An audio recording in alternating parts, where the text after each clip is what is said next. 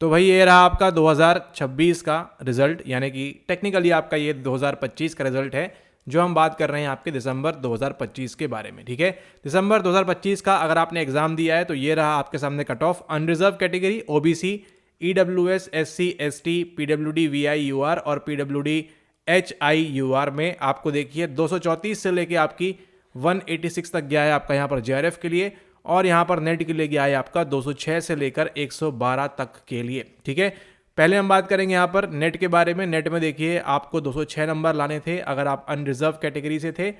186 आपका OBC NCL. अगर आप इस चैनल को रेगुलरली फॉलो कर रहे हो तो आपको ऑलरेडी मालूम है कि आपका 18 से 20 नंबर का ऑलमोस्ट गैप रहता है। पहले भी आपको बताया था, नहीं देखा है तो कोई बात नहीं, आगे देखते रहिए वीडियो। और यहाँ पर आपका जो है ये 20 नंबर का आपको गैप देखने मिला है। ठीक उसी के साथ साथ आपका जो ईडब्ल्यूएस कैटेगरी है यहाँ पर आपको जो देखने मिला है वो है आपका 188। ठीक है, 188 नंबर। फिर आपका एससी कैटेगरी में 174 और एसटी कैटेगरी में 170। तो आपका यहाँ पर एक ड्रॉप देखने मिला है, ठीक इसी प्रकार से जैसा आपका दिसंबर 23 का था। ठीक है, तो अगर आपने दिसंबर 23 का एग्जाम भी दिया है, ये वाला भी दिया है, और अगर अभी तक आपका यहाँ पर नहीं हो रहा है तो आपको ज़रूरी है क्या चीज़ की ज़रूरत है, आपको फिर से अपनी जो स्ट्रेटेजी है उसको बनाने की दोबारा से। एंड ज़रूरत है आपको कि आप जो है अच्छे से अपनी प्रिपरेशन करें, सीरियस होकर करें और नंबर को आगे बढ़ाएं। ठीक है, वहीं हम बात करें अनरिजर्व कैटेगरी में आपके जेआरएफ के लिए 234, यानी कि आपके 45 बच्चों ने यहाँ पे किया हुआ है। 218 में आपके 28, 224 आपका ईडब्ल्यूएस के लिए। ठीक है, यहाँ पे आपको ध्यान देना है 218। यहाँ पे भी आप गैप देखेंगे तो आपको जो है गैप दिखाई देगा 14-16 नंबर का यहाँ पर अगेन। तो ठीक है, तो ये कॉन्स्टेंट है, ऐसे ही चलता रहता है आपका हमेशा। उसी के हिसाब से देखिए ईडब्ल्यूएस में आपको यहाँ पर 10 नंबर्स का, यानी कि 5 सवाल बेसिकली। अब यहाँ पर देखिए ये जो आपके नंबर हैं ये पेपर 1 एंड पेपर 2 के दोनों इंक्लूडिंग है। ठीक है, तो अगर आप कोई ये वीडियो पहली बार देख रहा है तो ये जो नंबर है ये आपके पेपर 1 एंड पेपर 2 में इंक्लूडिंग है। तो आपने जब बहुत ही एक्सेप्शनली वेल परफॉर्म किया है दोनों पेपर के अंदर तो आपका यहाँ पे स्कोर आता है, और अगर किसी एक में आपने बहुत अच्छे से स्कोर किया है तो आपका स्कोर यहाँ पर फॉल करता है। ठीक है, तो ये रहा आपका जेआरएफ के लिए 234, 218 ओबीसी एनसीएल के लिए, ईडब्ल्यूएस आपका 224, एससी आपका 208, एसटी आपका 208 और यहाँ 216 और यहाँ पर 186। ठीक है, तो ये रहा आपका जेआरएफ का सिनेरियो और ये वाला रहा आपका सिनेरियो एनईटी के लिए। ठीक है, तो अगर आपने इसमें से दोनों में से कुछ भी क्वालिफाई किया है तो आपको बहुत ज़्यादा जो है यहाँ पर कॉन्ग्रेचुलेशंस है कि आपने अच्छा परफॉर्म किया इस पेपर में। आपने जो कि एक मॉडरेट से लेकर टफ तक जा रहा था आपका पेपर यहाँ पर। ठीक है, क्योंकि ये जो है आपका paper number first and paper number second दोनों यहाँ पर डिपेंड करता है। ठीक है, केवल एक पेपर पे नहीं कि आपने एक में अच्छा किया तो आपका यहाँ स्कोर फॉल करेगा आपका। अगर आपने दोनों में स्कोर अच्छा किया है तो आपका स्कोर यहाँ पर फॉल करता है। ठीक है, अगर आप यहाँ पर नेट में फॉल कर रहे हैं इसका मतलब कहीं ना कहीं आपने क्या किया हुआ है, आपने कहीं ना कहीं जस्टिफाइबल अपने पेपर नंबर 1 में या 2 में उतना आपने अच्छा परफॉर्म नहीं किया है। इसको आप यहाँ पर ध्यान रखें। ठीक है, तो जिन लोगों का भी हुआ है यहाँ पर ये है आपका ऑफिशियल फाइनल कट ऑफ यहाँ पर। तो आपको जो है बहुत बहुत शुभकामनाएं यहाँ पर कि अगर आपने जेआरएफ क्वालिफाई किया है, नेट किया है, नहीं किया है कुछ, तो देखिए बनी बात है 94% लोग वही हैं।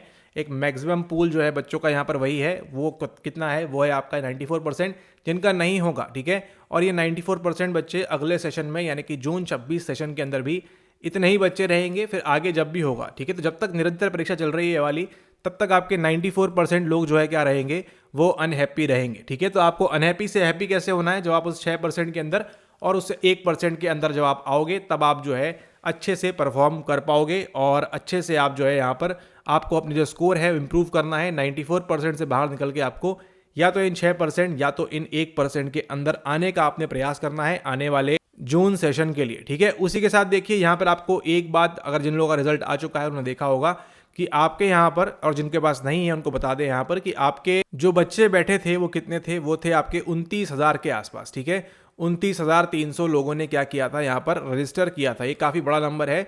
1-2 साल पहले ये नंबर कहाँ था, आपके 20,000 तक था। तो ये भी एक फैक्टर प्ले करता है कि बाकी बच्चे कैसा परफॉर्म कर रहे हैं। ठीक है, तो 20,000 बच्चों ने दिया था 2 साल पहले, लेकिन आज वो संख्या 2026-25 में आपकी लगभग ऑन एन एवरेज आपकी 30,000 के आसपास पहुँच रही है। और यहाँ पर इन 30,000 में से एग्जाम देने कितने गए थे, ऑलमोस्ट आपके 22,000 गए थे। ठीक है, तो यहाँ पर आपके जो 6-7-8 हज़ार लोग हैं, 8,000 लोग जो है यहाँ पर ये केवल फॉर्म भरा और कभी गए ही नहीं, कभी पहुंचे ही नहीं। ठीक है, तो ये है आपके number of registered candidates in psychology, ये है आपके number of appeared candidates in psychology, और जो पास हुए हैं जितने उतने को आपने यहाँ पर देख लिया है इनके अंदर। ठीक है, तो ये वो बच्चे हैं जो पास हुए हैं यहाँ पर इस वाले सेशन के अंदर जेआरएफ के लिए, और ये जो बच्चे हैं ये पास हुए हैं किस वाले सेशन के लिए, ये पास हुए हैं आपके दिसंबर 2025 में नेट के लिए, ठीक है। ये आपका नेट का कट ऑफ है, ये वाला जो आपका नेट का कट ऑफ है, और ये आपका जो है जेआरएफ का कट ऑफ है। अगर आप जून 26 देना चाहते हो तो इस बात का कोई रिलेवेंस नहीं है कि यही कट ऑफ रहेगा या इससे ऊपर जाएगा, इससे नीचे जाएगा, ठीक है।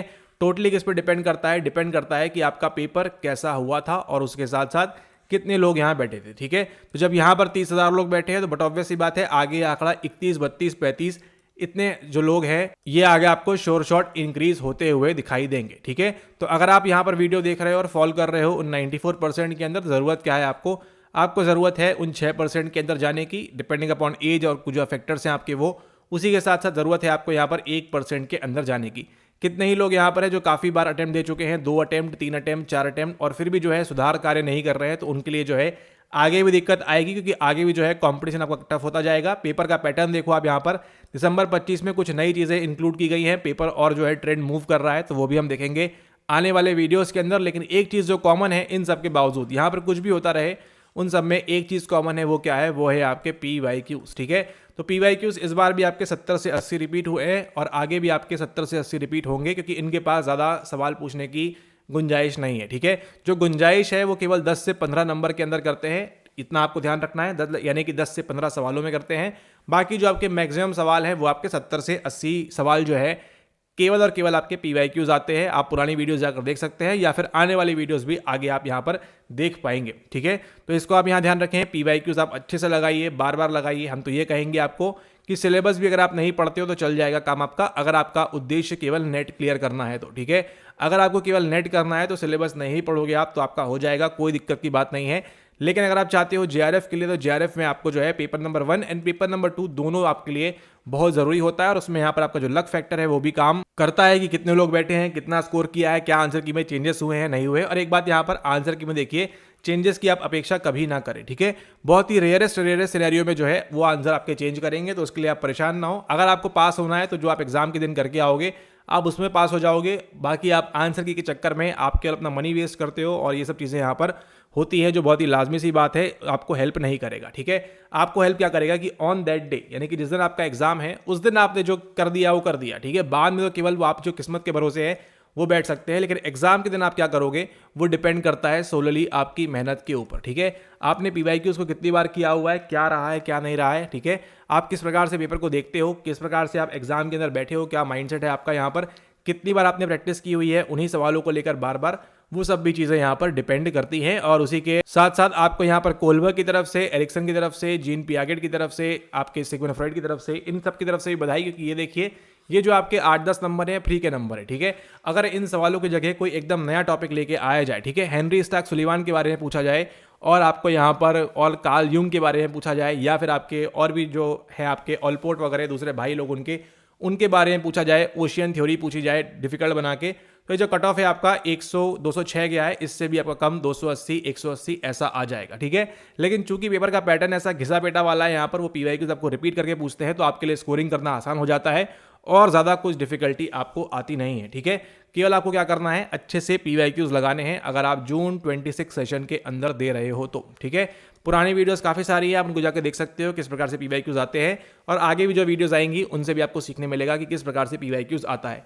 और अगर आप काफ़ी समय से चैनल को फॉलो कर रहे हो और 2-3 अटेम्प्ट 4 अटेम्प्ट आपके हो चुके हैं, रूखा सूखा आपके नंबर आ रहे हैं 120, 130, 140, 150, अगर आप ऐसा फॉलो कर रहे हो, ज़रूरी किस चीज़ की है, ज़रूरत इस बात की है कि आप जो है अपनी जो तैयारी है उसको और अच्छे से एग्जाम ओरिएंटेड करो, ठीक है। ये कोई नंबर नहीं है, इस नंबर पे आप कभी भी पास नहीं होगे ये वाली परीक्षा के लिए, ठीक है।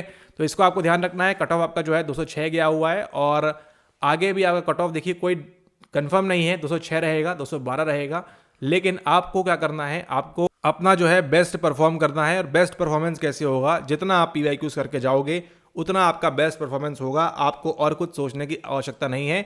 NTA आपका काम खुद ब खुद आसान कर देगा, ठीक है। लेकिन हाँ, जितना उन्होंने पूछा हुआ है उतना आपको बनना चाहिए, और कहाँ से कहाँ तक, 2019 से लेके 2025 तक आपको जो है ये प्रॉपर के प्रॉपर PYQs आपको बनना चाहिए, ठीक है। अगर आप सेल्फ स्टडी कर रहे हो तो आपको क्या करना है, सेल्फ स्टडी कर रहे हो तो आपने अच्छे से पढ़ना है, 2019 से लेके 25 तक प्रॉपरली करना है इसको, ठीक है। अगर हमारे साथ आप देख रहे हो, सारे वीडियोस कर रहे हो यहाँ पर, तो आपको केवल एक चीज़ करनी है, वो क्या है, वो है आपका रिवीजन। आप रिवीजन में कमी रख दोगे तो आपको जो है दिक्कत आएगी।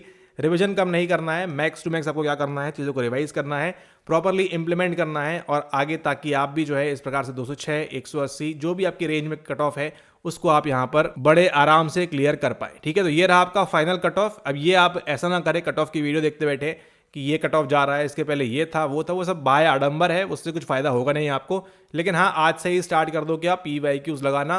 काफ़ी सारी पुरानी वीडियोस हैं, उनको जाकर आप देखिए, न्यू आने वाली वीडियोस को देखिए और केवल एक चीज़ पर निर्भर हो जाइए, वो क्या है, PYQs। आपके लिए ये स्कोर लाना काफ़ी आसान हो जाएगा। ठीक है, जिस भी कैटेगरी से आप बिलोंग करते हैं, अगर आपने अपनी PYQs की पकड़ बना ली है तो आपके लिए ये स्कोर लाना किसी भी दिन डिफिकल्ट नहीं होगा। बस आपको ज़रूरत है किस चीज़ की, आपको ज़रूरत है मैसिव प्रैक्टिस की। ठीक है, एक बार, दो बार, तीन बार, चार बार PYQ लगा लिया, इसमें नहीं होगा। ठीक है, इतने में तो आप जो है पानी में आपने उतरना स्टार्ट किया है। जब तक आप नीचे अंदर घुसोगे नहीं, गहराई से देखोगे नहीं PYQs को, सवालों को, तो आपको समझ में नहीं आएगा। ठीक है, ओके, इसी के साथ वीडियो एंड करते हैं। आई होप आपका रिजल्ट अच्छा आया हो, पॉजिटिव आया हो।